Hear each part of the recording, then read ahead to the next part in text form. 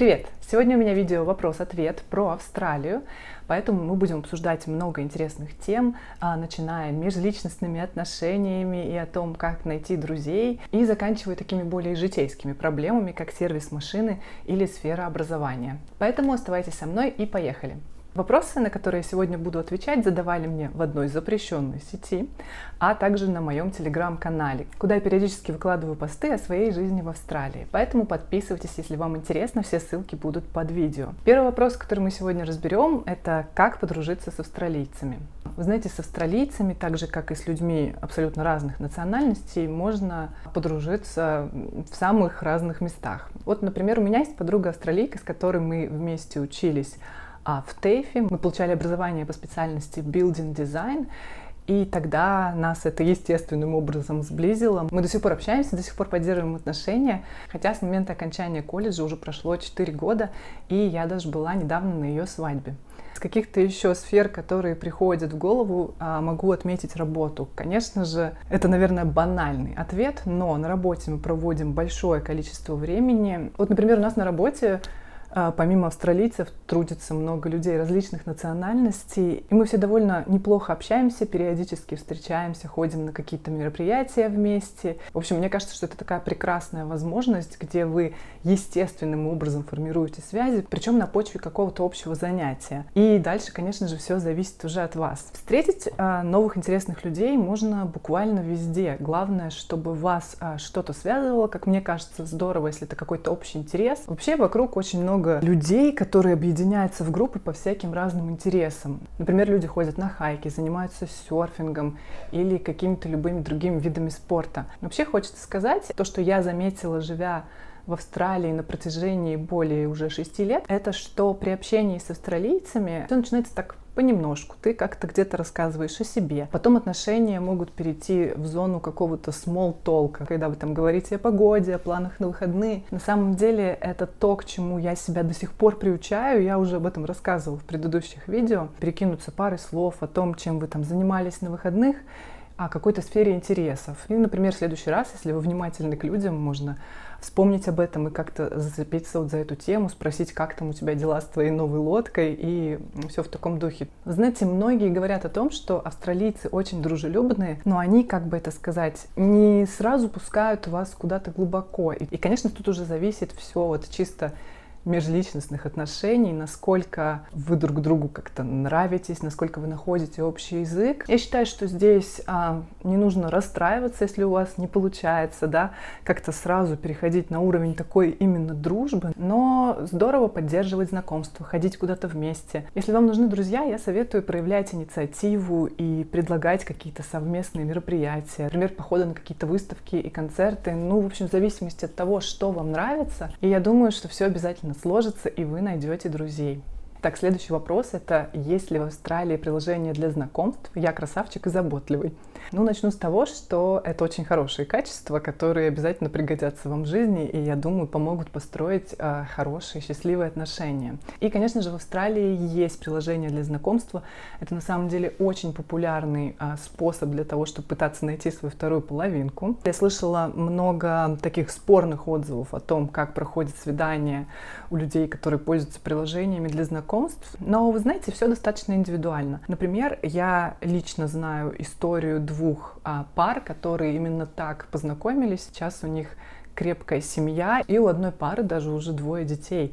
В целом, я думаю, нет какого-то однозначного рецепта того, как найти вторую половинку, и здесь все средства хороши, но, опять же, ссылаясь на предыдущий вопрос, мне кажется, хорошая идея, если вы знакомитесь с новыми людьми для дружбы, и в том числе для романтических отношений по интересам. Например, на Фейсбуке есть множество разных групп для людей, которые занимаются какими-то видами активностями, и можно пробовать присоединяться, ходить туда. Можно как-то органично знакомиться с людьми, заниматься вместе спортом, настольными играми. Я думаю, что чем больше вы проявляете активности, тем больше вы выходите вообще из дома и общаетесь с людьми, тем больше ваши шансы на то, чтобы встретить своего любимого человека. Следующий вопрос — это как местные относятся к приезжим. Здесь очень-очень много приезжих, действительно очень много эмигрантов и людей абсолютно разных национальностей. И вы знаете, лично я не замечала какого-то такого негативного отношения к людям только потому, что они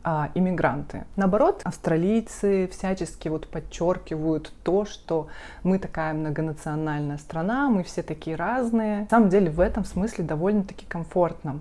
Вы знаете, я когда-то слышала истории о том, что местные не очень хорошо относились к приезжим, но я не считаю нужным об этом говорить, потому что сама лично я, как я уже сказала, об этом не сталкивалась, и мне нечего рассказать об историях из моего конкретного окружения. Вообще я заметила, что австралийцы довольно болезненно относятся к вопросам расизма, и они не очень любят, чтобы их, например, в этом упрекали. Например, вот где я работаю, у нас завод, и много людей, и много разных культур и национальностей. И я знаю, что они никогда не относятся как-то по-особенному к людям из разных стран. И даже всячески это подчеркивают, что если вот будет замечен такой случай, пожалуйста, сообщите нам об этом незамедлительно. Итак, следующий вопрос. Есть ли удовлетворение от того, куда идут налоги?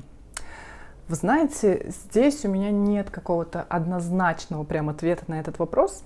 Ну, начнем с того, что налоги в Австралии довольно большие, хотя, возможно, все как-то относительно. В Австралии действует дифференцированная система налогообложения, и в зависимости от того, какой доход человек получает, применяется разный процент налога. Ну, например, зарплата, которая находится в среднем диапазоне, я вот точно не помню, я здесь напишу, чтобы вы ориентировались, она облагается налогом в 30%. И это довольно ощутимо и даже немножечко обидно и неприятно, когда ты смотришь на свою зарплатную ведомость, видишь, сколько ты заработал, и видишь, сколько ты получаешь. Поэтому 30% это налог ощутимый. И, конечно же, хочется, чтобы тебя радовало то, куда идут эти налоги, чтобы это все было максимально прозрачно, да, все как это распределяется. С одной стороны, я могу сказать то, что, например, здесь отличные дороги, и так как я путешествую по работе каждый день достаточно много, это такая часть жизни, на которую я всегда обращаю внимание. И в этом плане меня на самом деле все радует, потому что качество дорожного покрытия очень хорошее. Все знаки, разметка, всему этому уделяется большое внимание. И, например, если на дороге появляется яма, ее, там в течение недели буквально заделывают. И это происходит очень оперативно, это очень приятно. Но, к примеру, есть и другие сферы, которые мне не очень нравятся. Я знаю, что не только мне, и с местными мы тоже это обсуждали. Вот периодически на работе с коллегами общаемся на тему Medicare. Medicare — это такая система медицинского страхования, которая обязательная. Это как у нас система ОМС. Раньше, если тебе нужно пойти к терапевту, эта система покрывала полную стоимость визита.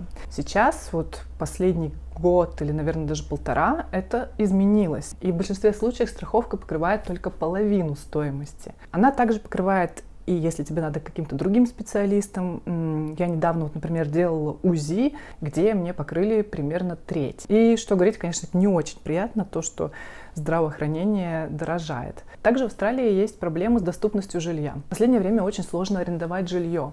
Жилья просто нет. Вот, например, в Брисбене у меня знакомый, который приехал сюда с прекрасной историей съема жилья в другом штате. Он работает, то есть у него хороший доход, он может все это показать, подтвердить, у него есть хорошие рекомендации, но вот он уже 2 месяца не может найти жилье. Как он рассказывал, на просмотр квартир большие очереди. Очень много желающих заявляется, и, естественно, проходит отбор не все. И при этом, например, даже на не очень хорошее качество жилья ценник достаточно большой, потому что они знают, что люди все равно его снимут.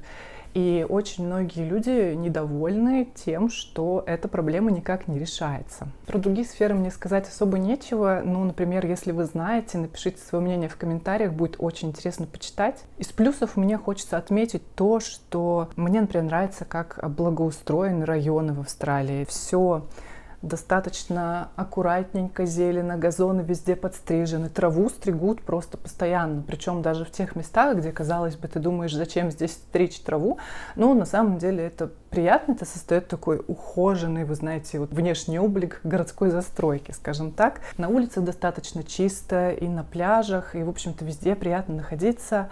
А вокруг куча каких-то детских площадок, и все это очень-очень здорово. Так, следующий вопрос — это как обстоят дела с ремонтом авто? Делаете ли вы ремонт сами? Ну, вы знаете, сама я ремонт, конечно же, не делаю. И, в общем, вокруг куча каких-то сервисных мастерских, где можно обслуживать свою машину. На самом деле я не могу сказать прямо чего-то очень хорошего таких мастерских, потому что несколько раз я сталкивалась с такой проблемой, что они, например, не могли понять, что в машине не так. То есть у меня создавалось впечатление, что они либо просто не хотят как-то куда-то заморачиваться, разбираться слишком, пока окончательно все не сломается.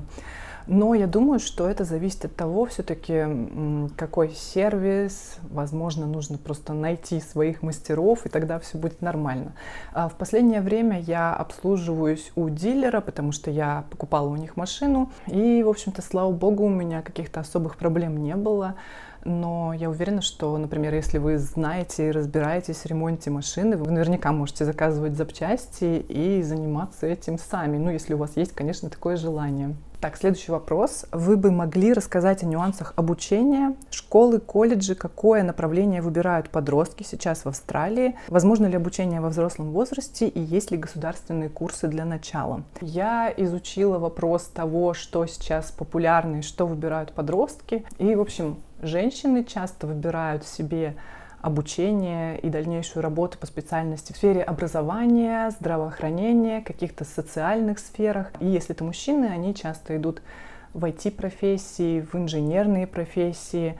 Также всегда было популярно и остается до сих пор популярным для молодых парней, например, идти в так называемые профессии трейдис. Это строительные специальности: электрика, сантехника, плотники. В Австралии всегда очень много строится, и поэтому это одна из самых популярных сфер, куда идут работать молодые люди. Также и девушки, и парни интересуются какими-то креативными вещами, такими как сфера дизайна и все, что связано с диджитал-сферой, наверное, назовем ее так. Что касается системы обучения, в Австралии существует 12 классов школьного образования, которые необходимо закончить, если вы, например, идете в университет. Также есть колледжи, это среднее специальное образование, где можно получить сертификаты или дипломы различных уровней. Вот как раз я обучалась в TAFE по специальности Building Design. Я училась 1,5 года, и это была степень, которая называется диплома. Диплома — это то, что находится на ступеньку ниже, например, бакалавриата. Она дает возможность работать по специальности. Вообще, я заметила, что немногие люди идут в университеты. Я считаю, что это обусловлено тем, что все-таки в университетах обучение достаточно дорогое. И, например, пойдя в тот же TAFE, можно получить специальность, по которой ты сможешь работать, а там обучение будет стоить дешевле. Кроме того, сейчас субсидируются различные сферы, где есть нехватка специалистов. Это могут быть разные сферы от сезона в сезон. Это, например, работники социальной сферы, такая специальность, как aged care — это уход за престарелыми людьми, либо это какие-то технические специальности. То есть все на самом деле меняется, все варьируется. Что касается возраста, в Австралии можно учиться абсолютно в любом возрасте и пойти в какой-то колледж, чтобы получить себе новую специальность, чтобы начать свою карьеру с нуля. Не обязательно быть только что закончившим школу человеком. Что касается государственных программ, я знаю, что есть программы поддержки иммигрантов. Например, в зависимости от того, по какой визе вы приехали, вам может быть доступно бесплатное изучение английского языка. Там есть определенное количество часов в год. Ну и, кстати говоря, можно учить не только английский.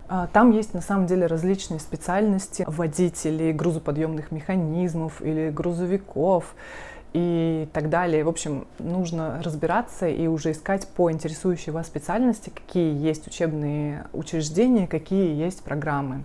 Но все возможно для тех, кто хочет учиться. Ну что ж, на этом у меня вопросы сегодня подошли к концу. Мне еще хотелось бы поблагодарить Евгения, который поддержал меня на Бусти. Это очень-очень приятно. Евгений, спасибо вам большое. И если еще кто-то захочет меня поддержать, ссылка будет в описании. Ну что ж, на этом у меня на сегодня все. Спасибо вам большое за вопросы. И если у вас есть что сказать, добро пожаловать в комментарии.